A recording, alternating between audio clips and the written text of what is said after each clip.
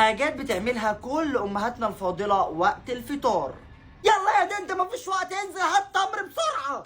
حاضر نازل اهو. بنت انتي خشي حضري السلطه بسرعه، فاضل 5 دقايق. طب يا ماما ما انا بحضر السفره. طيب سيبيها دلوقتي وخشي على السلطه بسرعه. حاضر. يا حاج ايدك معانا في السفره والنبي، يلا حط المفرش كده. ماشي يا ولية، اهدي كده وابلعي ريقك. ابلع ريقي؟ وهو فين ريقي ده؟ انا هموت من العطش يا راجل يا غبي. يا لهوي نسيت اهم حاجه. في ايه؟ نسيتي ايه يا ولية؟ نسيت المخلل. طب انتي لا وحياة امك هنزل اجيب بسرعة. انا جبت التمر يا امي. ايه ده؟ ام راحت فين؟ انا جيت يا ولا كنت بجيب مخلل انا كمان. كده كل حاجة جاهزة. الحمد لله، وادي الاذان بيأذن اهو. الله اكبر. نعم احمس يا ماما.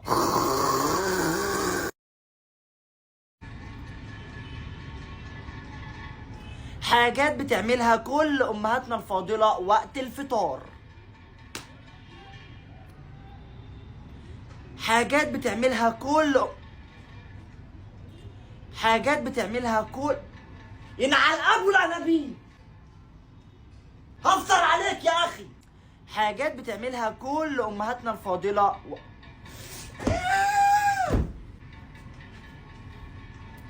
اللهم اني صايم. يا رب